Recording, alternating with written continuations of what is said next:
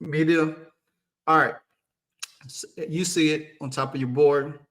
The Indiana Fever beat the Chicago Sky for the second time this season, 91-83, which became the Fever's most complete game. Now, even though the Fever won against the Atlanta Dream a couple of nights ago, but this game really felt more of a complete game due to the fact that Caitlin Clark was more involved. She was more of the floor general. She was more of the person that you had to put the ball in the hand. Now, they came out going blow for blow in the first quarter.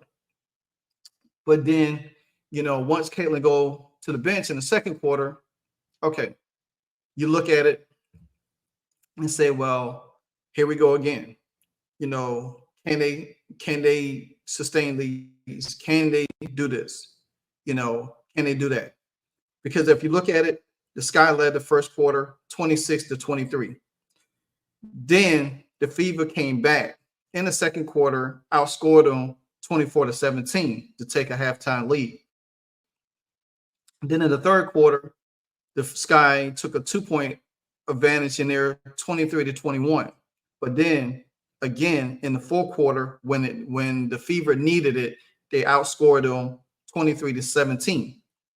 Now, we all know this was an anticipated matchup from the first game that they played this year, with the storyline with Kennedy Carter, Caitlin Clark, Angel Reese, Caitlin Clark. But this time, it was a little bit different.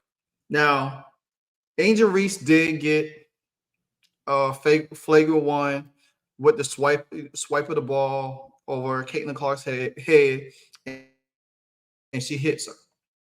You know what I'm saying? She hits her. But me personally, I'm not going to label that as a dirty play. A lot of people on Twitter and X, whatever, they are calling it a dirty play. She should be suspended. Should be kicked. No, I've seen it many times in the NBA where a person goes, a guard goes up to make a shot, and the taller defender swipes at it and misses and the player hits in the head. So I'm not going to. This video is not to bash any player today.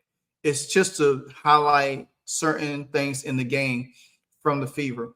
And Angel Reese she made a foul. They upgraded. Caitlin hit 2 shots.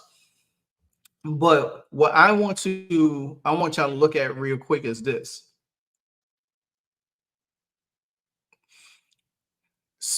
Look at the balance in this game. Look at the balance in this game. Smith, even though she picked up 3 quick fouls, but she was aggressive because against the Dream, she didn't play well. I didn't think she played well. But even though she had 3 fouls early, she stayed aggressive. Then in the second half, she came back in the second half and she really stepped up her game. She really was going at it because at one point, I think she got pissed off at Angel Reese for pushing her in the back, and she kind of like was about to go off, and they had to calm her down. But then you saw her aggressive.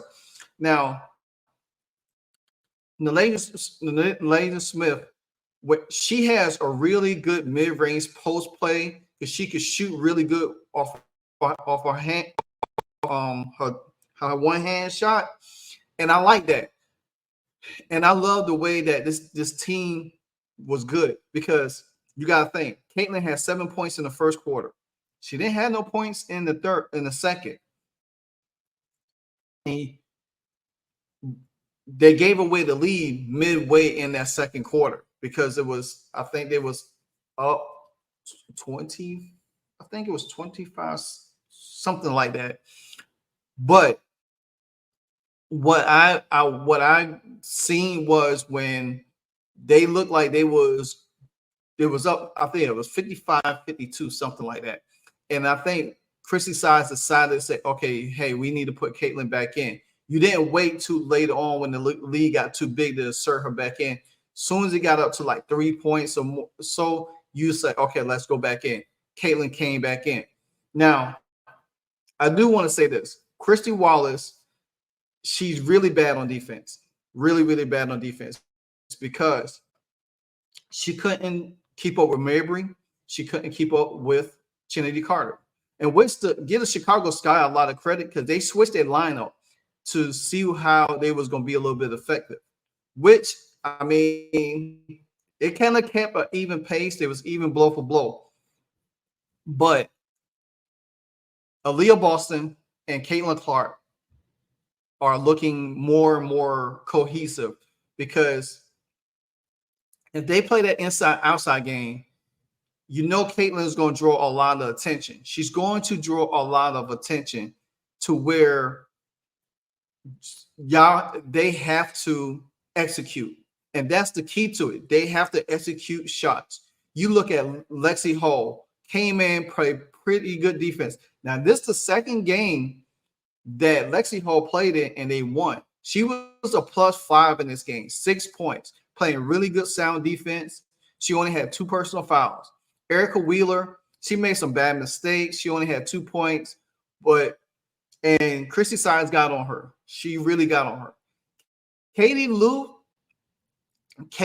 has showed up the last few games also. Now, she was a -2 with 3 personal fouls, 1 turnover, and 2 blocks. But her defense she has been playing not exceptional well defense, but decent enough defense. She had 9 points.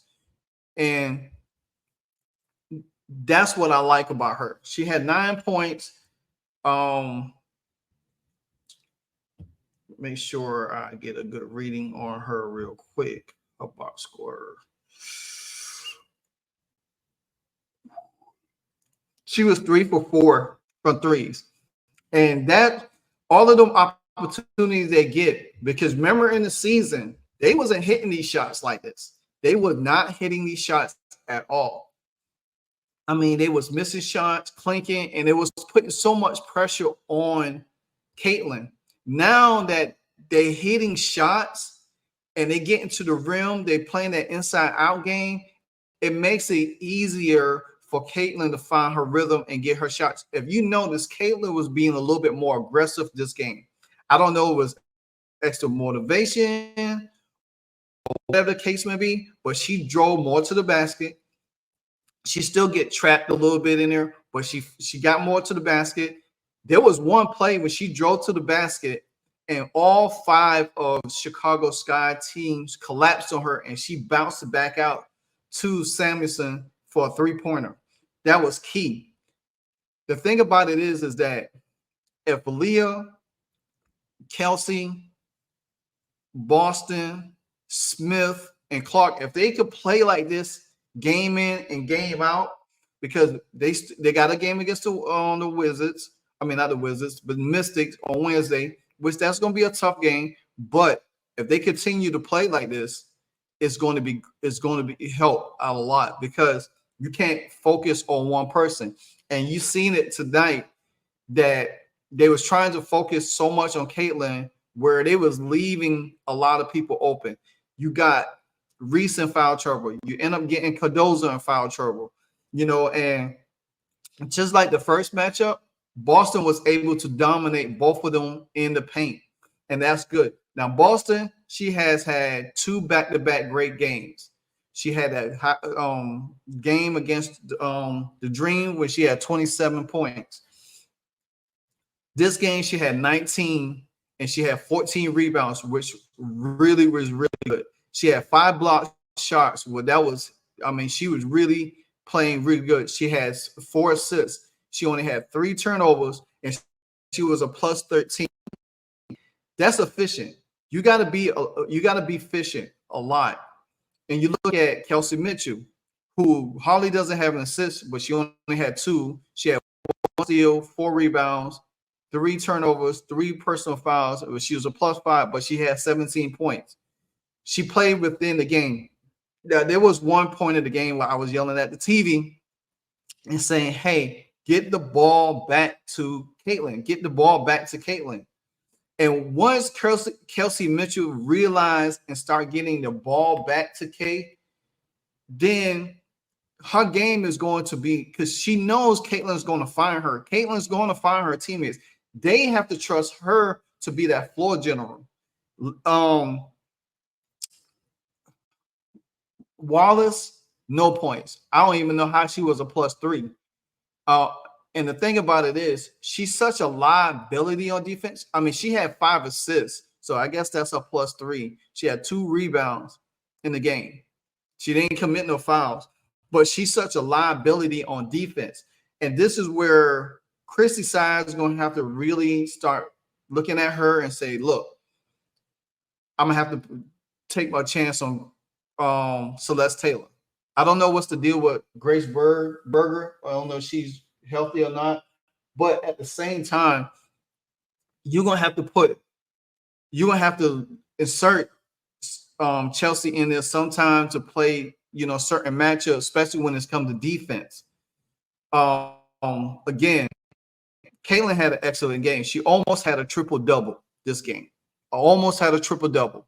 And I was rooting for that triple-double. She had 8 rebounds, 9 assists, 2 blocks, only 5 turnovers. She would have had 3 turnovers, but the last 2 turnovers came late in the game, and one of them she got trapped down in the middle. But she was a +10, only 3 personal fouls. That was excellent. Led the team with points, 23 points. Caitlin Clark knew this game was very, very important, and she took it personally. She took it real personally. She took it to where she knew the fact that if they was to go up 2-0 over the Sky, then that means if they win the next 2 games or win one of the next 2 games, they win the season series against them. And what was more important than this? Playoffs. Nobody's talking about it. Playoffs. This was a playoff game because the fact of the matter is the Chicago Sky has been up in the playoff standings up to this point. They have lost 3 straight now. This game was important because with this win, this put Chicago down to the 9th spot and put the Fever into the 8th spot right now. And with the Sky, with the Dream and the Sparks playing, if Atlanta beats them, that even push the Sparks down even further. With the next 2 games, if the Fever wins the next 2 games, they could really put a stranglehold on the 8th spot, to make the playoff run. But you still got the second half of the season. But this was more important. This was really great basketball to watch. This is really what we needed to. And with all the hoopla, with all the things that goes on with this game, I was really thoroughly impressed. I watched it from beginning to end, and most likely I'm gonna probably watch it again tonight to get a little bit more dialogue into it. See some, when you watch a game, you're watching it and you get certain takes from it. But then when you rewatch it, you get this pinpoint a little bit more different things going along with it. But I must say that this was the most well-balanced game I had ever seen this season from the Indiana Fever. Even with the 30-point games and the game last week, a couple of days ago, this was a complete team game because they all start to figure it out. You still want to see more consistency along the way from game to game. But this is a step in the right direction where you have to say, well, you know what? Hey, okay, this team was very fluent. They balanced, they shared the ball. I'm going to look at a stat line because I always have to do the stat line for teams and everything like that. So, but just to know that Caitlin took it personally when she wasn't into the game like she wanted to, the last game. The Fever was 50%, 56% from the field. They was 35 for 62. There was 44% from 3-point line, 8 for 18. Shot way better from three than the Sky did. Also, there was 68% from the free throw line, 13 for 19. I don't remember them missing that much. Oh yeah, Aliyah Boston missed a couple of free throws. And I think Lexi Hall, I call her Katie Lou. The Fever had 15 turnovers. That was still a lot. Normally, if you have 15 turnovers in a game and you're not shooting well from the free throw line, you really don't win the game. You really don't win the game. But it was the defense. They had 23 assists to their 20. They had 38 rebounds. They out-rebounded. Actually, they was getting out-rebounded in the first half by the Sky. And then the second half, they out-rebounded the Sky. And they had 8 offensive rebounds to their 12. 11 block shots. And there was a one key block shot that during the game where maybe came off a curl for a pull-up three, and Clark followed her and blocked the shot from the side, got the rebound, then pushed it down court and found Boston for the layup. So that was a good two sequence right there. The Fever didn't have a lot of steals. They only had one, but the Sky had 8 steals. Fouls, the Sky had more fouls than is 21-17. So with that being said, guys, there's still some things they need to clean up, especially when it comes to turnovers. They turn the ball over too much. And Caitlin would have had 3. So if you think about it, she would have had 3 turnovers, then that would have left them with 14. So that means I wonder who had a lot of turnovers. Yeah, Boston had 3, Mitchell had 3, Clark had 5. So if you take 5 from that, they would have had 12. Still a lot. Katie Lou had 3, Wheeler had 2, Hall had 2. So they have to cut the turnovers down a whole lot from that standpoint. But again, great win for these guys. Better execution, a better feel of the game. Still, you didn't put Caitlin in the corner and make her stand in the corner. You use her. You was able to use her skill set a little bit more in this game, where she was coming off screen, she was being the floor general, she was running the show. Because when the ball is in her hand, she has to make these crucial plays. She has to make these plays to say, you know what, hey, let me get guys in them. You know what I'm saying? She didn't overthink a lot this game. She hustled hard. And like I said, this game probably was a motivation game because from the last time, and they knew that it was coming there and they wanted to win this game. But anyway, great game. I can't talk. Great game overall for the whole Fever team. They deserve it. Oh, by the way, and they had a sellout crowd today. Another sellout crowd, which marks at 17,274. So that's another sellout crowd today at Cambage Fieldhouse. So with that being said, this your boy LiveWire Sports Media. You know what to do. Hit that notification bell. Subscribe to the channel. You know, I do what I do for y'all.